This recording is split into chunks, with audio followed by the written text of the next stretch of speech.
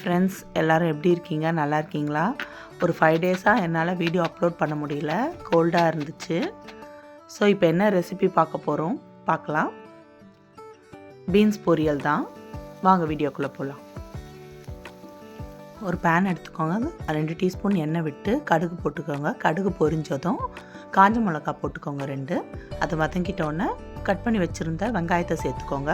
வெங்காயம் பொன்னிறமாக வர வரைக்கும் வதக்கிக்கோங்க. அதில் 4-5 பல் பூண்டு அதை இடித்து போட்டுக்கோங்க. பீன்ஸுக்கு பூண்டு வாசனை நல்லாயிருக்கும். கட் பண்ணி வச்சுருந்த பீன்ஸை சேர்த்துக்கோங்க.